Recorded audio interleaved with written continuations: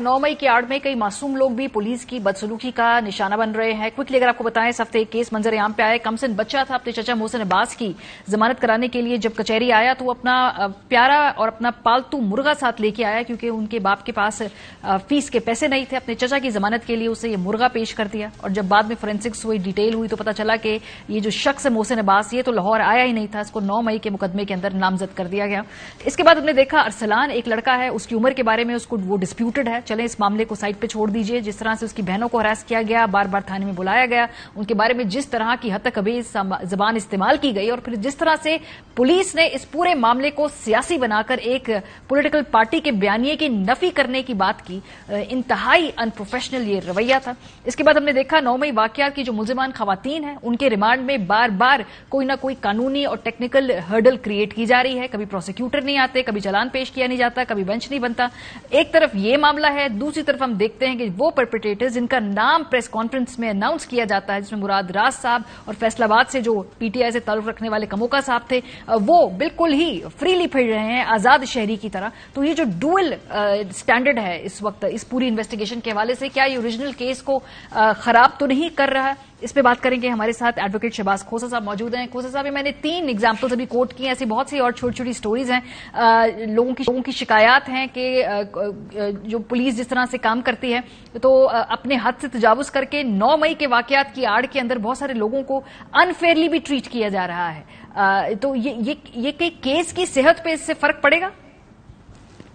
Absolutely जी, absolutely. You can not pick and choose between a case. अगर आप एक केस दायर करते हैं और वो 10 लोगों के खिलाफ है और वो बेस्ड है ऑन सर्टेन एविडेंस, आप कहते हैं कि जी इतने लोगों ने या इन शवायद की बेसिस पर हमने ये केस जो है ये देखा है कि ये यहाँ पे तोड़ फोड़ हुई, सरकारी इमलाक का नुकसान हुआ, यहाँ पर इंसाइट किया गया स्टेट के अगेंस्ट, तो अगर वो 10 लोगों के खिलाफ वही गवाहियां, वही एविडेंस है और उसमें से 3 लोग प्रेस कॉन्फ्रेंस कर देते हैं और वो एकदम बरी ज़िम्मा हो जाते हैं।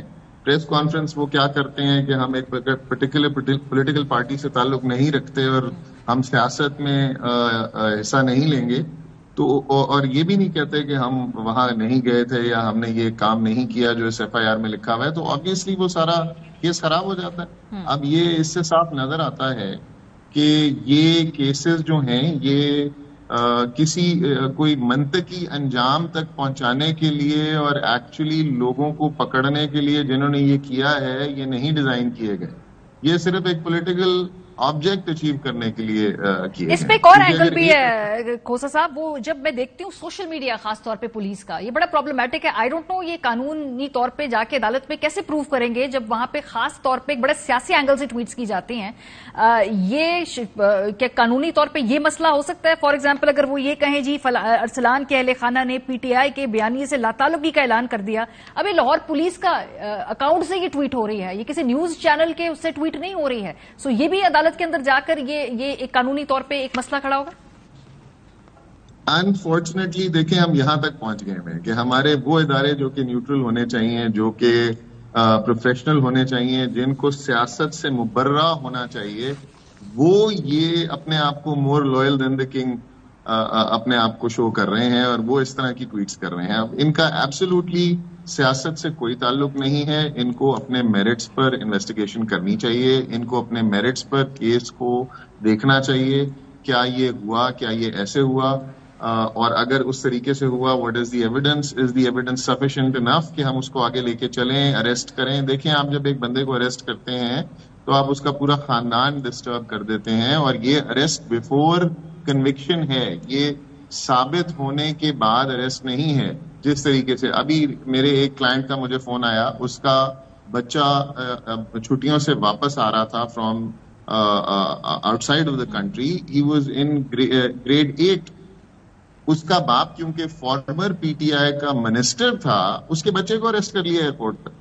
अब उसका क्या ताल्लुक है भाई, वो स्कूल गोइंग बच्चा है, ना उसका 9 मई से कोई ताल्लुक है ना वो।